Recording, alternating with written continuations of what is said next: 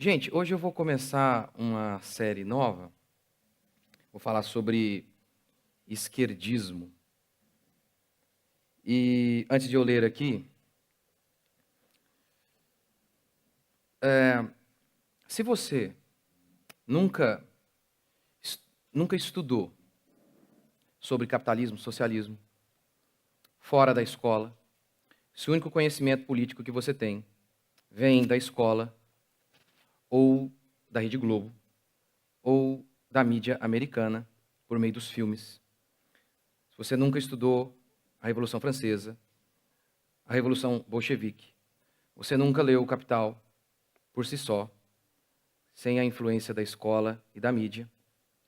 Se você não sabe quem foi Robespierre da Revolução Francesa, você não sabe quem foi Ivan Mises, se você não sabe quem foi Stalin, Lenin, Trotsky, você nunca estudou fora. O único conhecimento que você tem da realidade vem da escola e da mídia. Eu quero lhe informar que você é um esquerdista. Você é. Não tem como você fugir disso. Porque as escolas e a mídia são dominadas pela esquerda. Totalmente dominadas. Então, muitos de vocês já me ouviram falar sobre isso algumas vezes, mas se você nunca ouviu, você pode ter certeza, esses valores esquerdistas estão em você, ainda que você frequente a igreja aí por décadas. Porque a maioria das igrejas estão totalmente dominadas também por esses valores esquerdistas que são totalmente contrários à Escritura. E tem uma implicação muito direta, principalmente na sua família. Principalmente na maneira como você organiza a sua família. Então vamos ler 2 Reis, capítulo 23, versículo 6. O que está acontecendo aqui é o seguinte: Israel havia se perdido, aquela nação monoteísta que acreditava somente em um Deus, ela havia se perdido por conta de seu pecado, aquele povo estava totalmente perdido, a ponto de Josias começar a fazer uma restauração em Israel. E veja o que se diz no capítulo 23, versículo 6. Josias tirou do templo do Senhor o poste ídolo. Era realmente um ídolo, em forma de poste. Levando-o para fora de Israel. Note isso, o poste ídolo estava dentro do templo. Levando-o para fora de Jerusalém até o ribeiro de Cedron. Ali o queimou e o reduziu a pó, e jogou o pó sobre as sepulturas dos filhos do povo. Derrubou as moradias dos prostitutos que estavam no templo do Senhor. É isso mesmo que você leu. Isso aqui é chamado de as prostitutas e os prostitutos cultuais. O que era isso?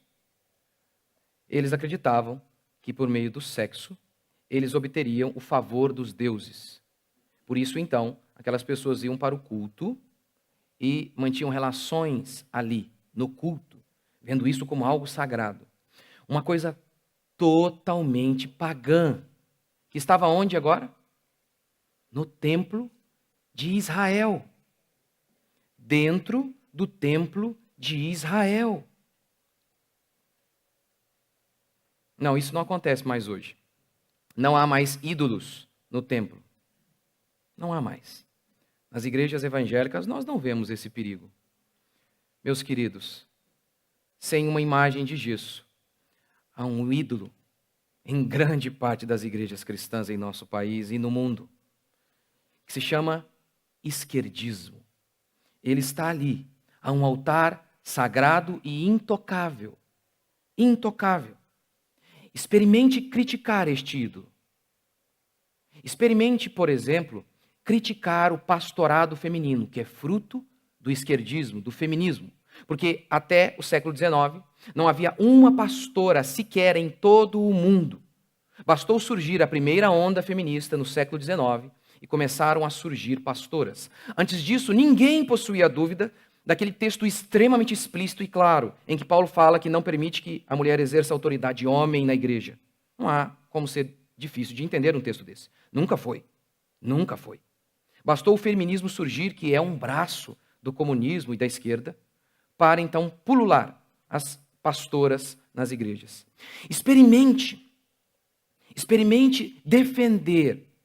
defender um preceito que é muito claro também na Escritura. Não, eu não sou polêmico quando defendo isso. O uso de armas que cristãos possam sim se defender. Não sou polêmico. Eles é que aprenderam a vida inteira que a grama é rosa. E eu sou culpado de dizer que ela é verde. Não há polêmica nisso. O texto bíblico é muito claro e eu vou falar disso semana que vem. Mas experimente dizer isso, que um cristão tem sim o direito. Caso um homem invada a sua casa para tentar estuprar a sua mãe, ele pode sim defender a sua mãe. Experimente dizer isso. Experimente dizer isso, que um cristão pode se armar para se defender. E esses cristãos pacifistas, provavelmente, pegarão em armas para matar você. Experimente criticar todos esses ídolos comunistas que estão ali, encalacrados na igreja cristã, no mundo. O esquerdismo, ele tem a sua origem no comunismo. O comunismo, ele realmente, as ideias de Marx, da maneira como Marx as concebeu, ele não teve êxito em suas ideias. Mas o esquerdismo, que é uma revisão das ideias marxistas, esse foi triunfante. Ele dominou o Ocidente. Ele dominou o nosso país. Portanto, para falar dele, eu preciso primeiro lançar algumas bases teóricas do comunismo. Eu não vou falar de todas as coisas, da teoria da mais-valia, da acumulação primitiva, do fetiche da mercadoria, enfim. Mas eu quero falar aquilo que é extremamente necessário para mim e para você, que afeta diretamente cada um de vocês aqui. Não é um assunto abstrato, político e distante. Afeta cada um de nós aqui, de maneira muito direta. Eu quero convidar você que é pai, ouça essa pregação depois mais uma vez. Pegue o meu texto aqui. Eu tento aqui de maneira concisa dar resumos desses conceitos que são fundamentais, importantíssimos que você entenda e transmita aos seus filhos, porque quem sabe seu filho tem uma vocação para estudar em alguma faculdade e ele precisa saber, para não sucumbir diante desses argumentos ridículos, totalmente ultrapassados e que foram derrotados, mas que foram mortos, mas que os esquerdistas insistem em ressuscitá-los. Eu quero começar dando uma definição do que é comunismo. O comunismo, ele é uma religião. Ele é uma religião com várias seitas que compartilham, essas seitas compartilham da mesma tara por controle social, distinguindo-se entre elas apenas pela maneira de tomar o poder. Comunismo, no final das contas, não é sobre igualdade, é sobre controle. Gramsci, um grande marxista, grande apenas no sentido de proeminência entre os marxistas. Gramsci dizia isso. Uma sociedade socialista é uma sociedade regulada. Portanto, o comunismo não é sobre igualdade, é sobre controle, é sobre domínio sobre toda uma nação. Veja se eu não devo mesmo falar sobre este assunto aqui, num culto de domingo. Veja se não é um assunto espiritual. Eu vou fazer algumas citações aqui, tudo que eu falar, eu tenho fonte, você pode pesquisar, chegar à sua casa e conferir se aquilo que eu falo é invenção da minha cabeça ou se há realmente base teórica para tudo isso que eu estou falando, se há registros históricos de tudo isso que eu estou falando. E eu começo fazendo 3 citações do Manifesto Comunista, é um documento de domínio público, você pode consultá-lo. Karl Marx resume a sua doutrina comunista em uma sentença. Os comunistas podem resumir suas teorias em uma sentença: a abolição da propriedade privada. E é a partir dessa perspectiva que todo o arcabouço filosófico de Karl Marx será assentado. A ideia de que religião não deve existir tem a ver com a propriedade privada. A ideia de que certo e errado não existe tem a ver com a propriedade privada também. Tudo tem a ver com a propriedade privada. A ideia de que família não deve existir também tem a ver com a propriedade privada. E eu vou tentar explicar isso aqui ao longo da ministração. Segundo, no Manifesto Comunista, Karl Marx disse: o comunismo quer abolir as verdades eternas, abolir as religiões e toda a moralidade. Ele acreditava que era impossível uma sociedade plenamente desenvolvida se nessa sociedade houvesse religião. Era fundamental extinguir, abolir a religião. E é óbvio que, em primeiro lugar, ele estava pensando no cristianismo, já que escreveu suas teses na Inglaterra. Terceiro, no Manifesto Comunista ele escreveu a abolição da família. Você sabe, ele podia usar outro verbo aqui, o verbo abolir é de propósito. extinguir mesmo, não restar nada. A abolição da família, mesmo os mais radicais discutem essa proposta dos comunistas. Não há teoria da conspiração. Não há. Está aí muito claro para todo mundo ver e ler. Os valores esquerdistas, oriundos do comunismo, estão presentes em toda a nossa cultura. É o ar que você respira. É o ar. Cada entrevista de um jogador de futebol, ele exala valores esquerdistas. As músicas da cultura pop destilam o esquerdismo. Essa música não é bem da minha época, mas quando eu era garoto se tocava muito. Imagine, do John, maconheiro, ateísta, socialista Lennon. A música dele é Imagine all the people. Já viu? Living life in peace. Ai, que lindo. Tão aconchegante. Lembra? É uma ode ao comunismo. É um tributo ao comunismo. A música dizia, imagine um mundo onde não houvesse posses. Imagine um mundo onde não houvesse céu ou inferno. Onde não houvesse religião. É difícil acreditar, mas é possível. Não, caro Lennon, não é difícil. Não é preciso muito esforço para imaginar um mundo sem religião, um mundo sem propriedade privada. Ele existiu. E ele resultou em 100 milhões de mortes. O mundo comunista do século passado matou mais de 100 milhões de pessoas. Foi um inferno na Terra. Mas os seus filhos não são, talvez, expostos a John Lennon. São expostos a Katy Perry. Em uma das suas canções ela diz, eu beijei uma garota e gostei. Eu nem preciso falar das canções feministas da Beyoncé. A cultura está dominada pelo esquerdismo. Um jornalista empareda um jogador. Não, ele não entrevista. Ele o cerca. Porque só há uma resposta à pergunta do jornalista esquerdista. Só uma resposta. Quando ele empareda o jogador e fala, o que você acha? O que você acha das mulheres ganhando menos, fazendo as mesmas coisas que os homens? Exemplo, a Marta fazendo o mesmo que o Neymar, ganhando menos. O que você acha disso? Ou seja, não está em discussão aqui se isso é certo ou errado. Ele já estabeleceu, é errado. Há uma injustiça sendo feita. A Marta faz a mesma coisa que o Neymar e ganha menos, que injustiça? Não, a Marta não faz o mesmo que o Neymar. Não, ela não joga como ele. Afinal de contas, grande parte do futebol feminino é uma porcaria. Tanto é que vocês mesmas mulheres, quando decidem assistir, assistem a Copa do Mundo. Homens. É horrível. A Marta não atrai público como o Neymar atrai. É por isso que ele ganha mais. É por isso. Porque o futebol é mais rápido, mais ágil, mais veloz, os movimentos são mais precisos. É por isso. É por isso. Nunca viu? Em Copa do Mundo, a jogadora pula, a goleira, ela pula para defender e eu falo, gente, parece meu filho pulando. Quando tinha 5, 6 anos. A bola passava, aí ela pulava. Reflexo. Esse é o motivo. Apesar que as feministas também não reclamam que Gisele Bündchen ganha infinitamente mais do que modelos que fazem as mesmas coisas. Aí tá tudo certo, não? Tá vendo? Está em todos os lugares esses conceitos feministas. Aqui está a luta de classes. As mulheres são oprimidas pelos homens.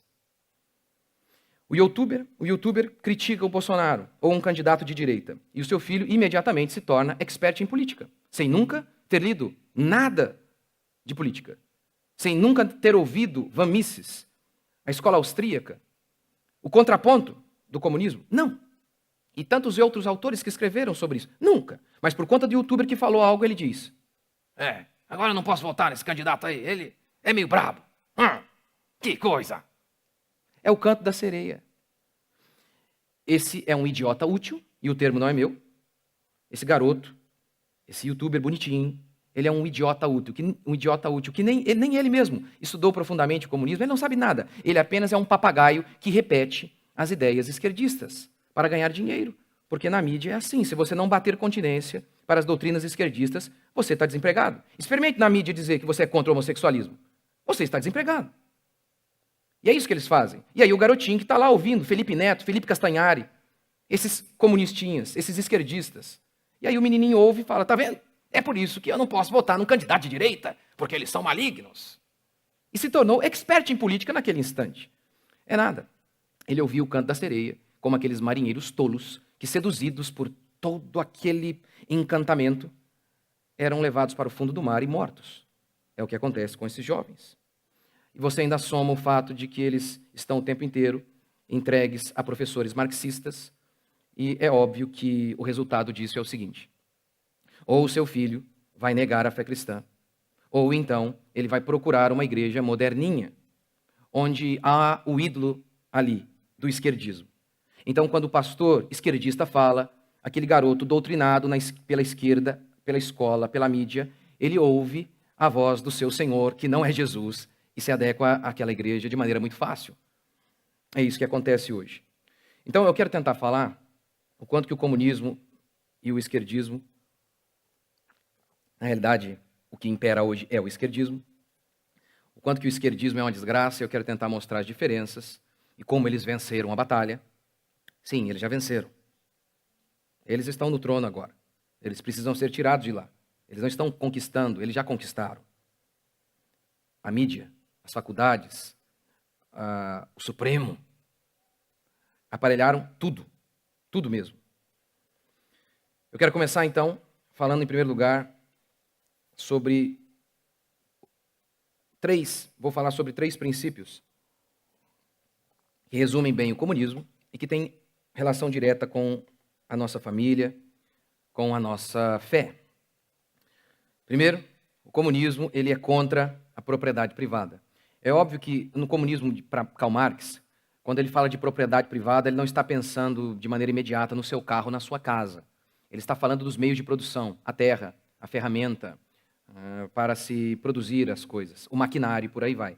Os esquerdistas, entretanto, são muito mais gulosos. Eles querem dominar tudo. É por isso que, por exemplo, você paga IPTU, porque a sua propriedade não é sua. Você paga IPTU por quê? O asfalto você já pagou, a luz você já pagou, o esgoto você já pagou. É porque a sua propriedade não é sua, é do Estado. E isso tem na sua essência uma ideia totalmente comunista. Karl Marx, no seu manifesto comunista, ele diz o seguinte: a história de todas as sociedades até o presente é a história da luta de classes. A história do mundo, que move o mundo, é a luta de classes. Que nos dias de Karl Marx ele resume entre burgueses e proletários. Mais ou menos, de maneira mais simples, para não me delongar, entre ricos e pobres, seria mais ou menos isso. Mais ou menos isso. Está vendo? Eles vivem brigando, os ricos e os pobres. O mundo vive em guerra. O que move o mundo são as classes, a luta de classes. E aí surge a pergunta: por quê? Por que existe classe? Porque existe propriedade. Só existe rico e pobre porque existe uma propriedade. Se não houvesse propriedade privada, se tudo fosse de todo mundo, não haveria classes. Portanto, não haveria brigas. Todos os problemas se resolveriam. Sim, preste atenção no que eu acabei de falar, porque sim, eu acabei de resumir toda a essência comunista. E é fundamental entender isso para entender toda a proposta filosófica de Karl Marx. Segundo ele, o céu desceria na terra num instante em que a propriedade privada fosse abolida. Para Karl Marx, o inferno subiu à terra quando um homem se assentou em um terreno e disse: aqui é meu. Ali começaram todos os problemas. A ilusão da religião, por que ela existe? Ela se assenta sobre a propriedade. Sim, a religião é apenas um instrumento de manipulação capitalista para manter as pessoas na escravidão. A religião surge da propriedade privada. A família, o que é a família? A família se assenta sobre a propriedade privada, dizia Karl Marx. Portanto, acabe com a propriedade privada, você acabará com a religião, você acabará com a família, e aí então a canção de John Lennon se cumprirá. Não haverá posse, não haverá religião, e o mundo viverá em paz. Ele dizia que, primeiro, haveria mais produtividade se não houvesse propriedade privada. Os pobres ficariam com os recursos que eles estavam sendo explorados pelos capitalistas. Então, tendo a certeza de que eles obteriam a fonte de os recursos de seu trabalho, eles então teriam mais ânimo e por isso eles iriam trabalhar muito mais. O mundo seria muito mais próspero. Não foi assim. Lenin, seguindo as ideias de Karl Marx, em 1917, deu o golpe bolchevique na União Soviética. Primeiro, ele estatizou as propriedades, ou seja, todas as propriedades foram roubadas e transferidas para o Estado. E ele coletivizou o campo, de maneira que se você produzisse trigo, você não ficaria mais com o seu trigo. Esse trigo iria para um fundo comum, em que o Estado distribuiria de maneira igualitária para todos. Qual foi o resultado dessa política?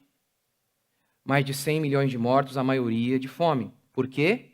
Não tendo estímulo para trabalhar, haja visto que eles não viam esperança de ficar com aquilo que produziam, as pessoas não trabalhavam. Eles tiveram que ter uma presença muito grande do Estado para obrigar as pessoas a trabalhar. As pessoas não queriam trabalhar. Não havia produtividade. As pessoas morriam de fome. Rodrigo Constantino, em seu livro Privatize Já, ele faz uma citação de um outro livro, um livro chamado Como o Capitalismo Salvou a América. Em 1607, alguns ingleses chegaram na colônia americana, nos Estados Unidos. 104, para ser mais preciso. E como eles administravam aquela sociedade, aquela colônia? De maneira coletiva. Tudo que era produzido ia para um fundo em comum, administrado por um agente do Estado, que distribuía de maneira igualitária para todos. Sabe qual foi o resultado dessa política? Depois de algum tempo, somente 38 pessoas dessas 104 estavam vivas. Todas as outras haviam morrido de fome ou de algum tipo de doença. 2 anos depois, 500 recrutas chegaram da Inglaterra. E a mesma ideia estava sendo perpetuada, tudo em comum. Não havia propriedade privada, tudo em comum. E o Estado distribuía de maneira igualitária. 440 morreram logo em seguida, de fome e de doença. No ano 1611, o governo enviou Thomas Dale. E Thomas Dale fez o seguinte: privatizou. Pegou a terra e deu um pedaço de terra para cada família. E assim, a história americana começa. E as pessoas param de morrer. Você, se você foi ensinado apenas pela escola, seja ela particular, evangélica, não importa. Não importa. Pode ter uma inscrição lá de cristã, são esquerdistas. São esquerdistas. Você deve ter aprendido desde pequeno a dizer que privatizar algo é ruim. Eu lembro que eu era garoto e eu não sabia por quê, mas eu repetia: privatizar é ruim. Por quê? Não sei. Privatizar é ruim. Era assim. Os mais antigos aqui devem se lembrar quão caro era um telefone. Alguns trocavam telefone, uma linha telefônica, aquele telefone fixo. Os jovens nem devem saber o que é isso, né? Telefone fixo. Trocava em carro, em terreno. Que coisa, hein? Em 1996, a telefonia era estatal, a Telebrás administrava, detinha o monopólio. Em 1996, a Telebrás disponibilizou sofríveis 55 mil linhas de telefone. Para um país enorme como o nosso. É óbvio que é uma gota num oceano. 55 mil linhas. Quando foi privatizada a Telebrás, o Lula, cachaceiro, petista, Lula, disse o seguinte: o governo fez uma festa com a privatização. Imagino como Judas fez uma grande festa quando vendeu Jesus Cristo. Lembre-se disso. Os esquerdistas, eles não creem em religião. Ou eles matam os religiosos, ou eles fazem isso aqui, se utilizam da religião para seus propósitos. É só isso. Venderam o país. Sabe quantas linhas telefônicas há hoje? 230 milhões. Mendigos têm celular. Sim, o mendigo ali da esquina tem, ele só não mostra para você, mas ele tem. Todo mundo tem. Imagine se você fizesse isso na educação, na saúde. O mesmo aconteceria, porque é simples. Imagine que você tem um monopólio aqui de fazer Pão. Você tem um monopólio, todo mundo é obrigado a comprar o seu pão. E pagam para você de maneira antecipada. Você acha que há um estímulo para que você produza? Que você corte os custos e desenvolva tecnologicamente? Você acha que há? Não há de estímulo nenhum. É por isso que o Estado, como disse Milton Friedman, ele é um incompetente contumaz. Se você colocar o Estado para administrar o deserto do Saara, em 5 anos faltará areia. Ele não tem estímulos, mas você põe a concorrência, tudo começa a mudar. Se ele não desenvolver um produto mais barato, o concorrente dele vai desenvolver e vai quebrá-lo. É por isso, então, por conta da concorrência, que você vai tendo coisas mais baratas e até os pobres começam a ter coisas que antes eram só do mundo dos ricos. Você nunca viu a concorrência funcionar até no relacionamento? Não, tá lá sua mulher meio assim e tal. Aí chega uma enviada do diabo lá, uma Jezabel lá, dá em cima do seu marido. Que isso? Você já entra na academia, não é? É um poder, rapaz. É um negócio forte. Forte, a concorrência é maravilhoso. Você sabe por que a vaca não está em extinção e a baleia está? Porque a vaca é privatizada. A vaca tem dono, a baleia não tem. O que é de todo mundo não é de ninguém. É por isso que a sua grama é bem cuidada e a da rua não é. Não há estímulo para você cuidar da grama da rua, já visto que só você vai cuidar e os outros vão aproveitar. Não há estímulo. Agora, o que é meu, eu vou usufruir. Portanto, há estímulo para se produzir ali no que é meu. É simples assim. É por isso que o socialismo não funciona. Não funciona.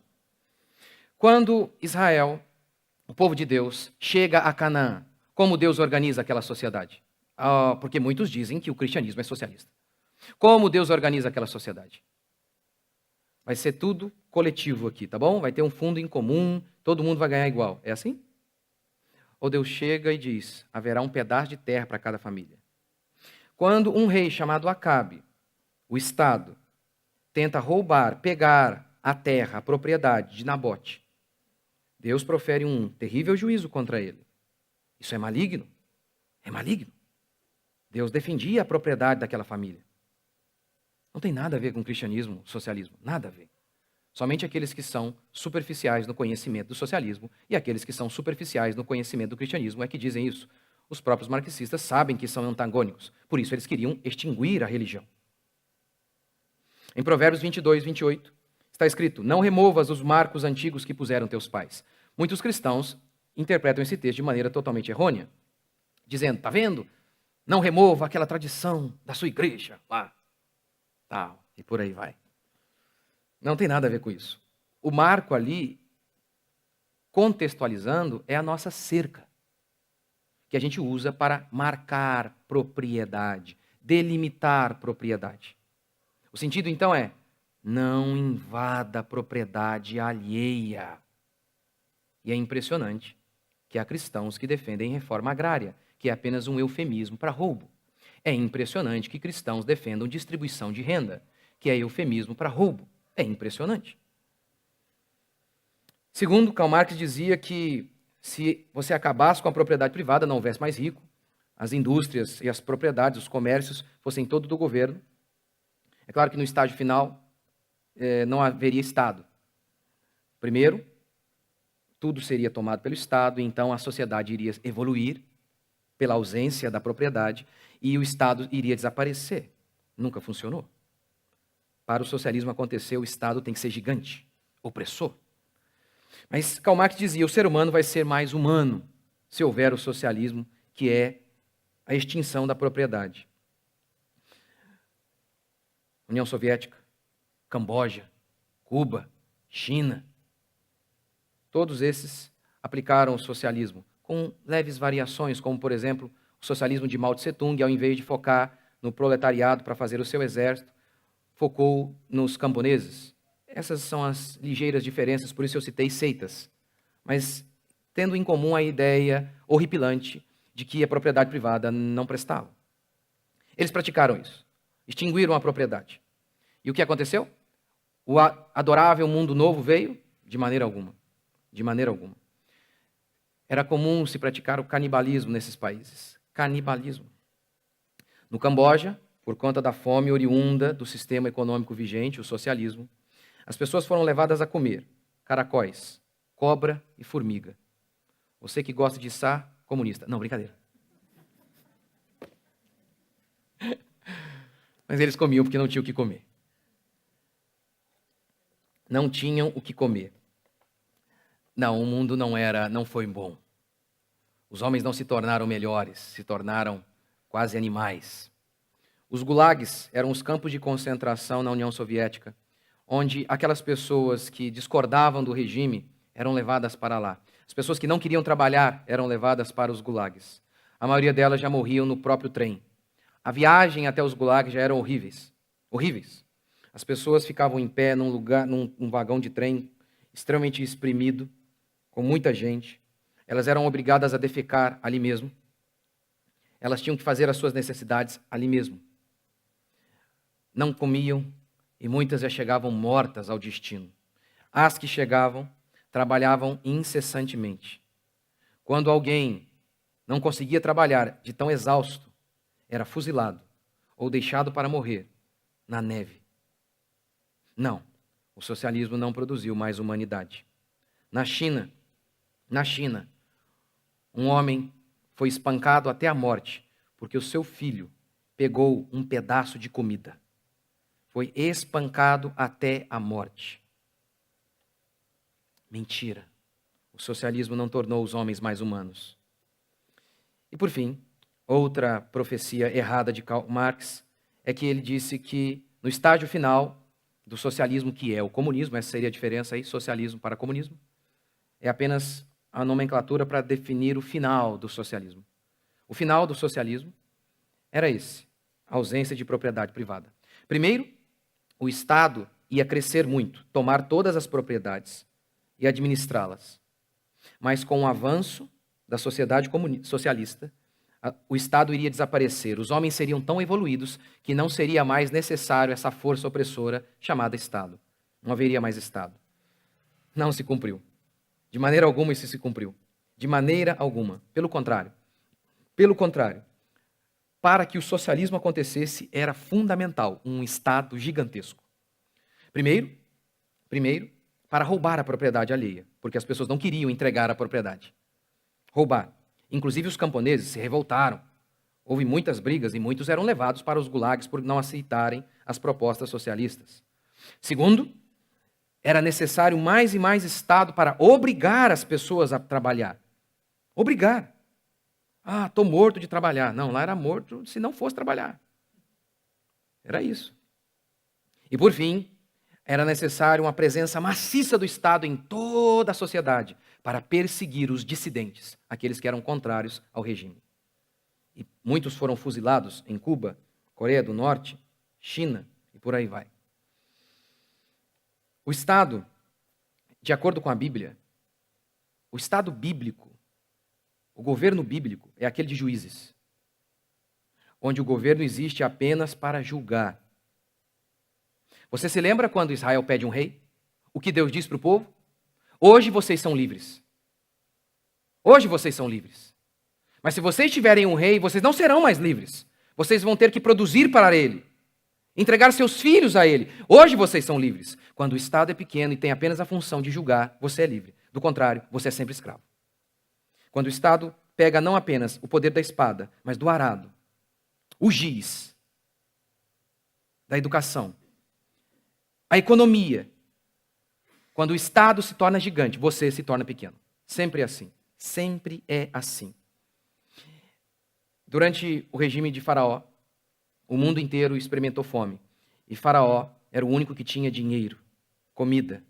Por isso, diz o texto bíblico, que o povo se vendia para o governo.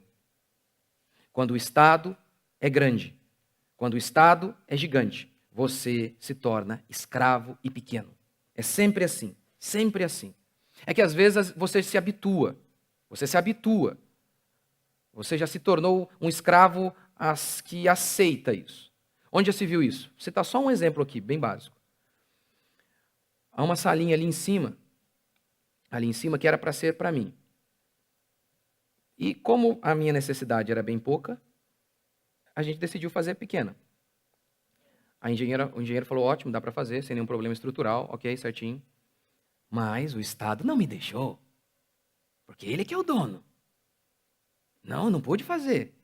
Porque alguns gênios, jegues lá da prefeitura disseram que eu não posso. Veja, não posso fazer uma janela que vai dar para o vizinho. Está defendendo a propriedade alheia. Ótimo. Não há nenhuma questão em relação à propriedade dos outros, a questão de eu fazer a sala um pouquinho menor. Mas algum engenheiro lá decidiu que eu não posso. Por quê? Porque eles acham que eles são donos. Mas a gente não percebe. A gente não percebe essas coisas. Quando o Estado é grande, você é pequeno. A gente acha que é normal que o Estado vem e fala. Não, é o seguinte. Vocês vão sim usar máscara porque eu estou mandando. Vai todo mundo agora. Vocês não vão andar mais na praça. Lembra daquela mulher lá na praça, lá em Sorocaba, eu acho? A gente acha normal. Mesmo que a Constituição, no artigo 136, 137, declara que cabe apenas ao presidente declarar estado de defesa e estado de sítio, onde ele, somente ele, com aprovação máxima do Congresso, sério, absoluta, tem que ser a aprovação absoluta do Congresso, pode proibir o direito de ir e vir. Mas achamos normal, que um Zé Ruela de um prefeito ignorante aí vá lá e mande prender uma senhora que está na praça, cometendo o crime de ser livre. Achamos normal. Nos habituamos com as algemas. Nos habituamos. Que um endemoniado desse venha e diga para nós que a gente não pode cultuar o nosso Deus. Porque não é essencial. Mas é essencial que eles mintam em rede nacional, com a repartição deles, com a edição lá do jornal, abarrotada de gente. Tá de boa. Nos habituamos a ser escravos.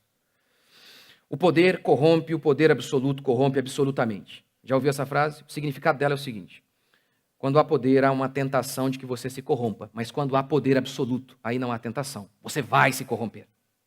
Quando o Estado ele tem o poder das leis a seu favor, da polícia e também da economia, ele é dono de tudo, esse Estado se torna onipotente, invencível. E aquele que escraviza o seu próprio povo. Mas, veja como que essa invasão à propriedade é totalmente aceita. As pessoas aceitam, acham que é normal. Toda essa invasão à propriedade, hoje, tem uma origem totalmente comunista. Meia entrada. Você acha normal a meia entrada? Parabéns. Comunista. Parabéns. Você acha normal? Você acha normal que um homem venha na minha propriedade e determine qual o valor que eu vou vender o meu produto que eu produzi? Você acha normal isso? Não, mas eles são mais ricos e tal. Então faz o seguinte, quando você colocar o seu iPhone para vender no OLX, metade do preço para jovem, tá? Afinal de contas. Aí o que você me diz? Não, mas espera aí, eu produzi, eu trabalhei. Pimenta nos olhos dos outros é refresco, não? Que o governo venha e determine tudo nas empresas. Você acha normal isso? Essa burocracia absurda para se abrir uma empresa, você acha normal isso? Normal. Isso é um absurdo. Mas, pastor, o governo não tem que regular? O governo não tem que fazer uma distribuição de renda? Afinal de contas, muitas pessoas acumularam de maneira injusta. Karl Marx fala disso no livro Capital, ele fala da acumulação primitiva. Muitas nações fundaram seus impérios com base em acumulação injusta, defraudando povos. É verdade? Ele está parcialmente correto. Assim como hoje também em nossa cidade tem um monte de gente rica aí porque é pilantra. Porque fez contatinho com o prefeito. Tem um monte. Mas tem um monte de gente, como um conhecido meu, que era garçom, vendeu a única propriedade que ele tinha, sua casa, comprada com dinheiro de garçom. E comprou 1, 2, 3, 4, 5 restaurantes apenas como fruto de seu trabalho honesto. Tem que fazer distribuição de renda também desse canalha capitalista. É isso que é a proposta socialista. Há alguns terroristas num prédio, mas há também gente boa. Explode todo mundo. Vamos fazer distribuição de renda com todo mundo, já que tem alguns ricos aí que roubaram e enganaram. Então vamos fazer o seguinte, vamos arrancar deles, vamos arrancar de todos os outros também. É mentira, é só uma desculpa. É só uma desculpa para quebrar o mandamento do decálogo, não roubarás. Desculpa, eles não estão preocupados em fazer justiça, coisa alguma. Não estão mesmo, não estão. Isso é fundamental porque quando o Estado é gigante, ele vem para nos oprimir, como está fazendo, nós estamos vendo agora, está acontecendo aí diante de nossos olhos, esse Estado opressor, mentiroso, o quanto de gente, que pessoas totalmente da minha confiança, que têm testemunhado, perderam parentes. Perderam parentes. E aí, Covid.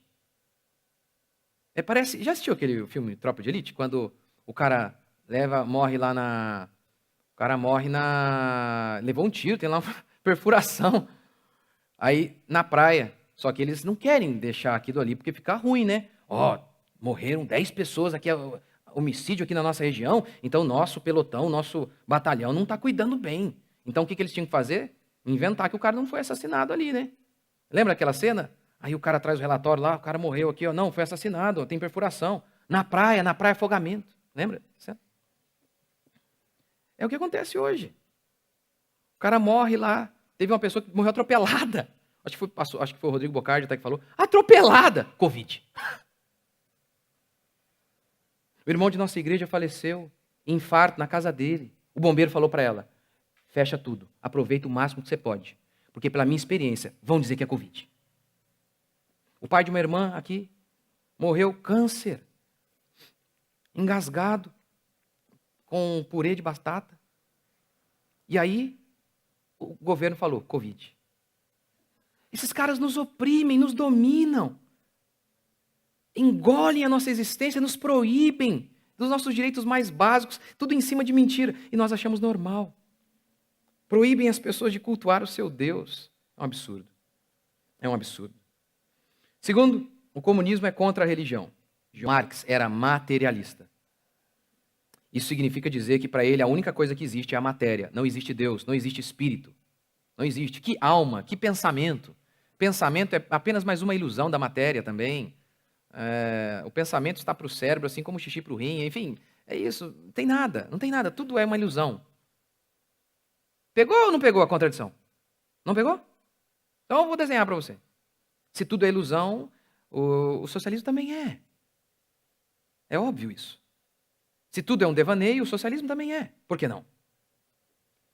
Mas ele era materialista. Sua tese de doutorado foi baseada em Demócrito, um filósofo materialista, atomista. Para ele só existia átomo. Apenas isso, apenas matéria. Somente isso. Para ele, então, a religião ela surge como um produto do capitalismo. Os meios de produção vigentes determinam o pensamento. Ou seja, se existe capitalismo, você é obrigado a pensar de maneira capitalista. Então surge a religião para dar apoio ao capitalismo. E ele dizia o seguinte, se você está num mundo capitalista, você é obrigado a pensar de maneira capitalista. Não tem como você pensar de maneira diferente. É cansativo. É cansativo, porque já percebeu o óbvio? Se a gente está escravizado para pensar de maneira capitalista, porque estamos numa sociedade capitalista, como Karl Marx conseguiu pensar de maneira socialista? É cansativo ter que explicar essas verdades óbvias para esses caras que ficam defendendo esse defunto. É impressionante isso, é impressionante. Mas é o que ele dizia. Portanto, a religião é apenas uma ilusão para escravizar as massas. Só isso. Só isso. A religião era um empecilho para o socialismo. Por quê? Primeiro, por conta da moralidade cristã. Não dá para ficar fazendo a revolução, que é invadir propriedade privada e roubar a propriedade dos outros, se o operário vai para o culto e ouve, não roubarás. Submeta-se ao seu patrão. Não dá para fazer revolução se esse cara fica ouvindo essas doutrinas todo santo domingo. Não dá. Em segundo, o socialismo era impossível diante da religião por conta da noção de eternidade. Por quê? Como materialista, Karl Marx não acreditava em vida após a morte. Para ele, o paraíso tinha que ser agora. E não podia demorar. A única esperança de alegria plena para ele era agora. A única esperança de alegria e de prazer para os operários seria agora. Eu, por exemplo, eu aceito bem a ideia de que eu possivelmente não vou ter uma casa na praia. Não há casas na praia para todo mundo. Os recursos são finitos, são limitados. Não há casa na praia para todo mundo. Eu aceito bem. Por quê? Porque eu vou morrer e vou para a glória. Vou morar na casa da praia lá na glória. Estou de boa. Eu aceito bem. Eu aceito bem que há injustiças nesta vida que ninguém pode consertar. O Estado não pode resolver. Não pode. Eu aceito bem, convivo bem com essas coisas. Por quê? Porque eu creio na eternidade. Está vendo? Por isso, eu sou um empecilho à revolução. Porque eles não acreditam nessa esperança. Para eles, é necessário fazer a revolução agora, imediatamente. Dar um cavalo de pau na sociedade. Esse é o espírito revolucionário. Tem que ser para agora. Por isso, então, de maneira precoce, eles querem mudar tudo. Não da maneira conservadora que é aos poucos. É a única maneira de se fazer as coisas. Não há outro jeito. Eles querem distribuir renda agora, imediatamente. A maneira mesmo de elevar o patrimônio dos pobres é por meio de leis justas, é por meio de propriedade privada, defesa de propriedade privada, nada de burocracia para se abrir empresas, porque quanto mais empresas há, mais demanda por trabalhadores. É assim que funciona nos Estados Unidos. Por isso, sem CLT, sem direito trabalhista, sem leis trabalhistas nos Estados Unidos, lá o trabalhador ganha mais que muitos médicos aqui. A maneira de se fazer é assim, com muito trabalho e esforço. Mas o socialista não crê na eternidade. Ele tem que fazer isso agora, do dia para a noite. A eternidade é um empecilho para o socialismo. Terceiro, o comunismo é contra a família. A abolição da família, mesmo os mais radicais discutem essa proposta dos comunistas. Por que o ódio pela família? Por que o ódio marxista, comunista pela família? Primeiro, vou dar a tese dele, que não concordo. O capital é a base da família, não é o amor, a fé. Não. É o capital. A família burguesa é fundada sobre o quê? Sobre o capital. Portanto, é necessário destruir o capital para destruir a família. Porque o repúdio comunista pela família? Na família, os valores burgueses, cristãos, são transmitidos. É ali que o menininho aprende. Você não pode roubar, meu filho. Não pode. Meu filho tem que submeter às autoridades. Ora, como esse menino vai provocar a revolução se ele fica ouvindo lá do pai dele esses valores? Não dá. Na família surge a desigualdade e a opressão. Ele vai dizer que o pai é o primeiro opressor. Ali se forma uma classe. O homem oprimindo as mulheres. É o que os marxistas vão dizer. Por isso o feminismo. Ali você tem a primeira opressão. E ali surge a desigualdade. Por que surge a desigualdade? Ora, porque se você tem filhos, você acumula para deixar aos seus filhos. As pessoas não querem dividir se ela tem filho. É simples assim. Lembra o movimento hippie? O movimento hippie era um movimento contrário ao capitalismo, à fé cristã e à família. Eles diziam, faça amor, não faça guerra. Ou seja, durmam com meio mundo. Eles se organizavam em comunidades onde não havia família. E eles praticavam o amor livre, dormiam com todo mundo. E tudo em comum. É claro que para ter tudo em comum é fundamental não existir família. Porque imagine que você está ali com seu filho numa sociedade, numa comunidade. E aquela famíliazinha ali do lado, o garotinho ele não gosta de trabalhar. E você tem um filho. E eles estão ali bem vagabundeando. E você acabou de colher trigo. Se você dá para aqueles ali, vagabundos, seu filho vai ficar sem. É óbvio que com o surgimento de famílias há desigualdade. Porque algumas famílias são famílias de vagabundos. Alguns não gostam de trabalhar. É assim que funciona. E aí, então, a acumulação para se entregar aos filhos. É por isso que na sociedade hippie, na comunidade hippie, não havia família. Não dá para ter tudo em comum se você tem família. Quando você tem família, você acumula para os seus filhos, como o provérbio diz, a esposa vem do Senhor, mas os bens vêm dos pais. Não dá. Engels, aquele que financiou, o capitalista que financiou Karl Marx, escreveu o livro A Origem da Família, da Propriedade Privada e do Estado, onde ele associa a origem da família à origem da sociedade, da propriedade privada. Tem família porque tem propriedade privada. Ele, da cabeça louca dele, como todo marxista faz isso mesmo, eles inventam coisas sem nenhuma base histórica. Ele disse que houve um período em que os homens não possuíam família. Houve lá uma época, uma sociedade primitiva em que não havia família, todo mundo dormia com todo mundo, era o paraíso. Mentira, nunca houve isso. Mentira. Isso é mentira. O paraíso então surgiria quando nós voltássemos a esse Éden que só existia na cabeça de Engels e dos marxistas. Portanto, os proletários, os operários, deveriam se unir para tomar os meios de produção, e isso de maneira violenta, tinha que ser de maneira violenta, e assim então a cultura ocidental burguesa, cristã, iria cair. A família seria destruída. E aqui você tem uma diferencinha aí, e uma aplicação esquerdista desse conceito de contra a família. Por que na escola eles ensinam seu filho sobre ideologia de gênero? Não há família gay, não tem como. Não há família com Adão e Ivo. Porque eles estimulam o divórcio. Porque eles estimulam creches. Porque eles estimulam o aborto. Não há família se você fica matando seus filhos. Porque eles estimulam a perversidade sexual. Não há família se você está acostumado a dormir com meio mundo. Não há família. Essa é a maneira que a esquerda reproduz esse valor comunista. As profecias de Karl Marx não deram certo. Principalmente diante da Primeira Guerra Mundial, em 1914.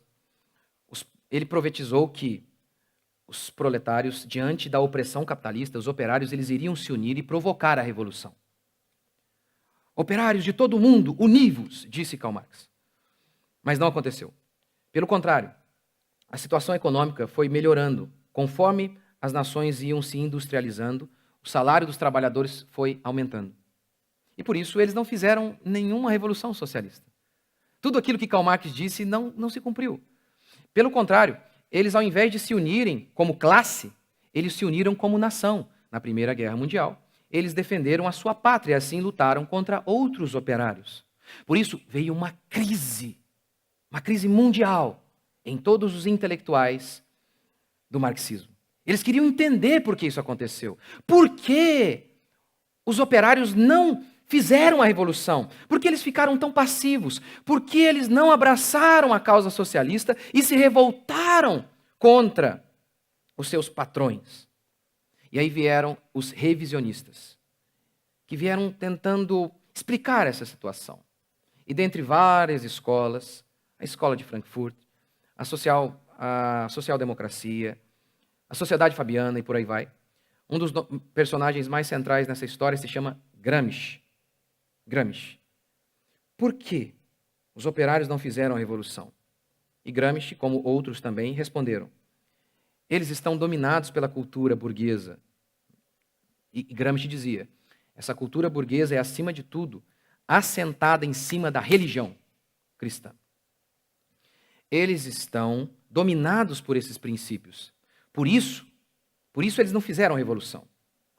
Sendo assim, esse carinha aqui, ó, esse é o Gramsci. A ideia de Marx era o seguinte: domine a economia e assim você vai conquistar a cultura. E a cultura aqui é a escola, a religião, a mídia, todos os valores que moldam a sociedade. Domine a economia e conquiste a cultura. Gramsci teve a sacada genial. Não funciona assim. É o contrário. Domine a cultura e aí então você conquista a economia. Marx pregava uma ruptura violenta. Pega a arma, coloca na cabeça do burguês e o mate. E tome a propriedade dele.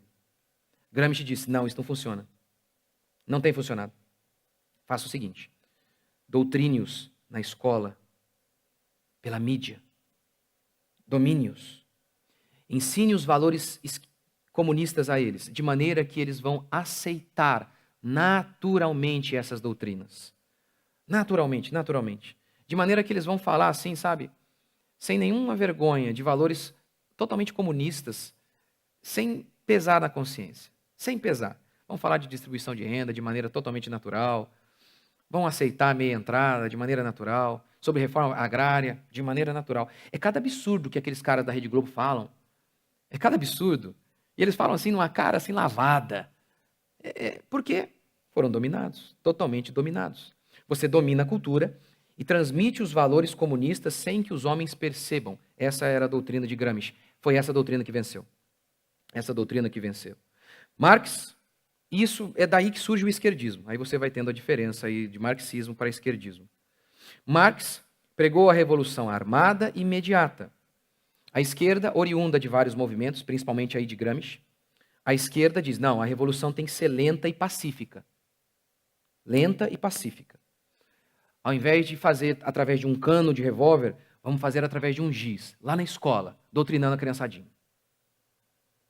Marx usaria como seu exército o proletariado. A esquerda usa outras minorias. As minorias. Negros, gays, bandidos. Por isso a Rede Globo defende tanto bandidos. Porque já que os operários não fizeram a revolução, então a gente vai se utilizar de outro exército. Aí é uma diferença de marxismo para a esquerda. O ideal é o mesmo, mas a maneira de se efetuar isso é que mudou. Então por isso você tem esse grupo aí, o Black Lives Matter, vidas negras importam. Você tem os grupos feministas, você tem o racismo, porque aqui no Brasil tem muito racismo. Mentira! Tem gente idiota em todo lugar. Mas aqui no nosso país, nos Estados Unidos, sim. Banheiro para negro e banheiro para branco. Havia assentos para negros e assentos para brancos no ônibus. Se você fosse um negro e chegasse um branco e não houvesse lugar para ele se sentar, você deveria se levantar e dar o seu lugar a ele. Lá havia. Nosso país totalmente miscigenado, totalmente misturado. É ruim, hein? Eu falei hoje de manhã, o pessoal riu. Meu avô era morenão. Ah, não acredito. Tô falando, ué. Vou mentir aqui. Mentira! Mas sabe o que acontece? Funciona assim. Sempre que há um oprimido, tem que ter um Messias, não? Oh, você é o oprimido. Então, sabe o que faremos? Vamos arrancar dinheiro via impostos desses capitalistas opressores. Vamos fazer uma repartição aqui para defender você, vítima. E aí vamos encher de dinheiro a nossa repartição. É só isso, gente. É só isso. É só isso. Só isso. Só isso. Todo mundo precisa de um exército. O exército de Karl Marx eram os operários. Não aceitaram o convite à batalha. As minorias aí têm aceitado. E por fim, Marx queria acabar com a religião. Abolir. A esquerda se apropria da religião. A esquerda não fala assim, não, vamos matar o pastor. Não, vamos fazer o seguinte, vamos entrar lá e inserir nossos pensamentos na cabeça dele. De maneira que ele pode adorar o Jesus dele, o católico pode adorar Maria, pode fazer o que quiser. Mas desde que eles defendam nossas bandeiras esquerdistas. É assim que a esquerda age. E isso teve resultado. Isso venceu. Essa doutrina venceu. Há um ídolo chamado esquerdismo em grande parte das igrejas evangélicas cristãs em nosso país. Eu vou dar um exemplo por meio de uma figura. Eu vou explicar como a esquerda é. A esquerda é uma espécie de parasita. Parasita. Sabe o que é um parasita? É um organismo que sobrevive sugando outro organismo. Um sanguessuga. Lá do seu trabalho. Você já deve ter usado essa expressão em relação a algum colega seu lá. Por que ele é sanguessuga? Porque ele não faz nada. E ainda assim, ele colhe os louros, como se ele fizesse. A palavra parasita significa isso. Aquele que come da mesa de outrem. Aquele que come da mesa do outro. É isso. Isso é um parasita. Há alguns parasitas que eles pegam o hospedeiro, o dominam, e sugam a energia desse hospedeiro. E não apenas isso, controlam a mente do hospedeiro. Esse aqui é um deles. Não sei se dá para você ver aí, mas há um inseto ali e há algo que parece um fiozinho de macarrão aí, não é? Esse é o hospedeiro. O macarrãozinho aí é o hospedeiro. Esse parasita aqui, o verme kamikaze, ele controla a mente do inseto de tal maneira que ele leva o inseto para as águas, coisa que não é o habitat natural dele. E leva-o a se afogar. Para quê? Para que ele se desenvolva. Isso é um parasita. A carcaça está ali, é o inseto. Mas quem controla é o parasita. É exatamente isso que é a definição de inúmeros pastores em nosso país. A carcaça está ali, sou evangélico. Mas a mente a controlá-lo é a esquerda. Eu vou dar um exemplo bem fácil. Se existe um valor esquerdista, é a perversão sexual. Herbert Marcuse foi um comunista da escola de Frankfurt. Ele escreveu um livro chamado O Eros e a Civilização. Ele dizia que as nossas repressões sexuais estavam associadas ao trabalho e que nós deveríamos nos libertar disso e deveria se existir o sexo à vontade para a evolução da sociedade, por aí vai. Foi ele que cunhou a frase: façam amor, não façam guerra. Foi esse marxista. Ou seja, transe com todo mundo. Não vamos para a guerra do Vietnã. Por quê? Tinha uma questão comunista ali que eu não vou explicar. Mas, enfim. Então, essa é uma bandeira esquerdista, a perversão sexual. Portanto, aqui você tem um exemplo clássico disso. Padre Fábio de Mello e pastor Cláudio Duarte. O padre Fábio de Mello, católico, crê em Maria. O pastor Cláudio Duarte diz crer em Jesus. E os dois estão ali. Religiões diferentes. Os dois extremamente tolerantes para doutrinas esquerdistas. O padre Fábio de Mello disse, sem problema, a gente não tem que se meter no casamento gay. A gente não tem. E o pastor Cláudio Duarte. A Tami, que é uma mulher, ela perguntou para o pastor Cláudio Duarte, e você é contra isso? E ele respondeu, sou contra, mas respeito. Em lágrimas. Como você pode respeitar algo que é imoral? Você pode dizer assim, sou contra o roubo, mas eu respeito. Sou contra a pedofilia, mas respeito. Se a homossexualidade é um pecado e na Bíblia era punido com apedrejamento, você não pode respeitar uma coisa dessa. Eu não estou dizendo que vamos sair matando gays, mas eu não respeito isso. Assim como não respeito aquilo que considero imoral. Mas aquela frase dele é para agradar a torcida. Ambos. Tanto a torcida evangélica quanto a torcida LGBT. Ao falar que ele é contra, ele então agrada os evangélicos. Ao falar que respeita, a Tami gostou também. Mas a Tami se converteu com a fala dele? Não, de maneira alguma. Deu um abraço, deu um beijo e no outro dia voltou para sua mulher. É até estranho falar. A sua companheira? A sua marida? Sei lá o quê. Então você percebe?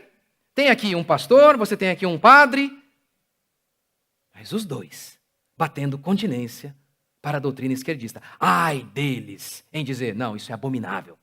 Não. É exatamente assim que tem tocado a banda. A banda evangélica cristã tem tocado assim.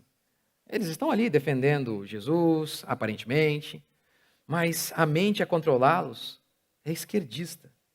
Totalmente esquerdista. Totalmente. Por exemplo, o discurso ensinado na mídia, em todo lugar, é o discurso politicamente correto. Você não pode dizer que o homossexualismo é uma coisa errada, a homossexualidade é uma coisa errada. Você já viu algum jogador de futebol criticar isso quando o jornalista pergunta, o que você acha disso? Não, cada um na sua, né? Você já viu algum? Algum? Olha, até os próprios evangélicos têm medo. O único que eu vejo assim de maneira aberta a falar disso é o Silas Malafaia. O único. Eu o detesto como pastor.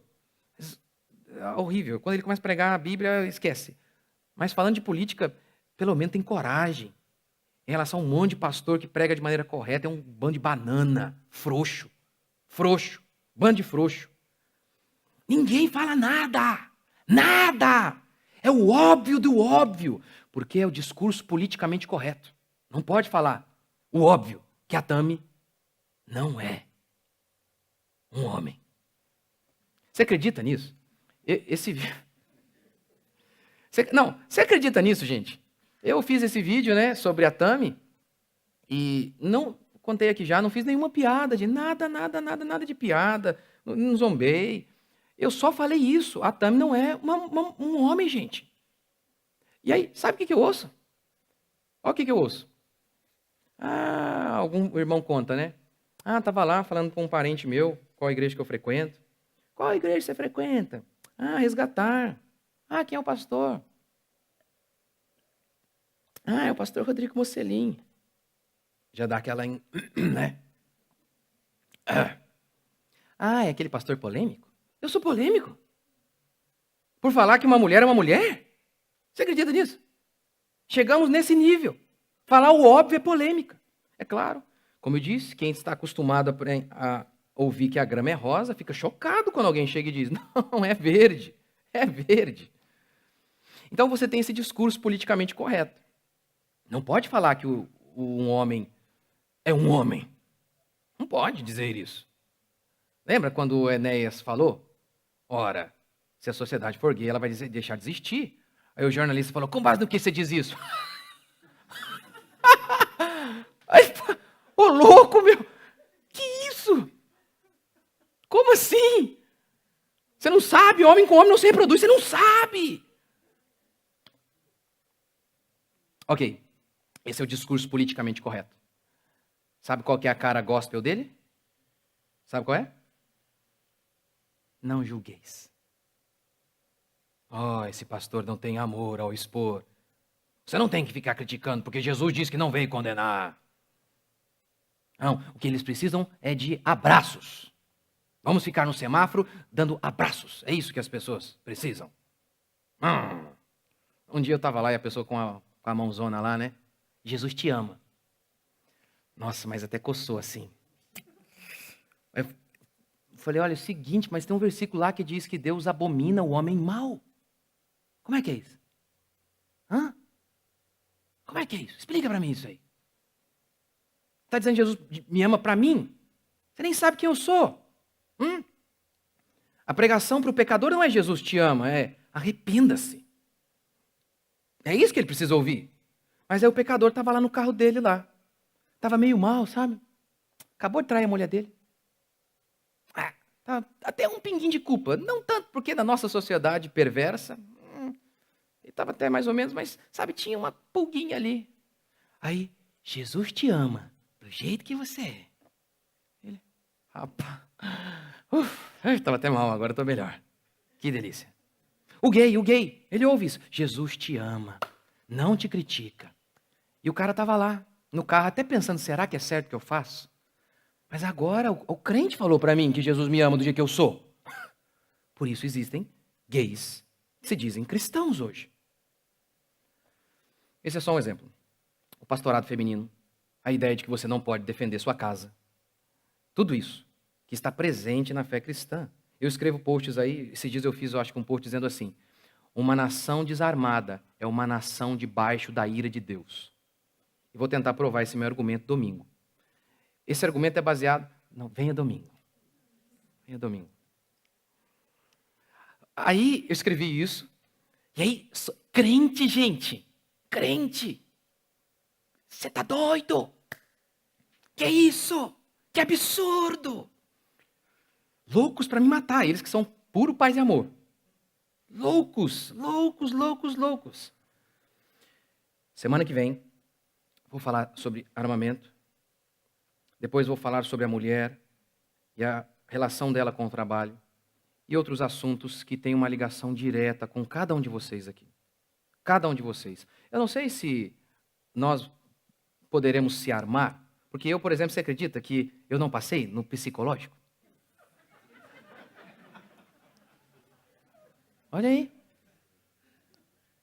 Não tem sentido. O meu irmão passou e eu não passei, vê se está certo isso.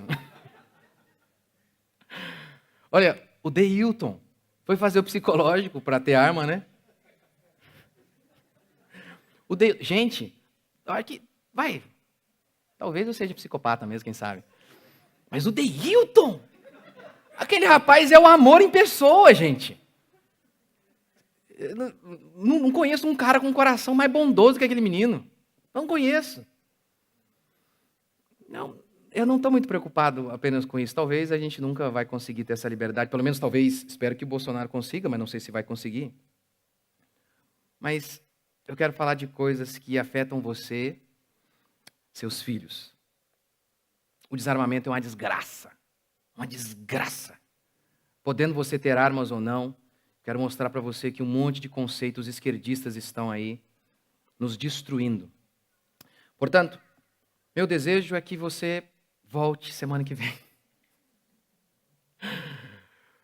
para o pastor falar de arma.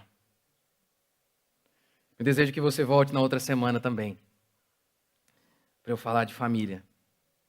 Eu dei a base teórica, não é óbvio que não abrangi todas as doutrinas marxistas, mas eu acredito que aquilo que é essencial para que eu possa desenvolver os meus próximos assuntos, eu espero ter conseguido desenvolver hoje, ter desenvolvido hoje. E eu espero de coração que você venha com o coração aberto. Porque com certeza Quem já está aqui já me ouviu falar desses assuntos, mas agora eu vou fazer de uma maneira mais sistemática, organizada. De armamento eu não sei se eu já falei, mas muitos aqui estão nos visitando, estão vindo há pouco tempo.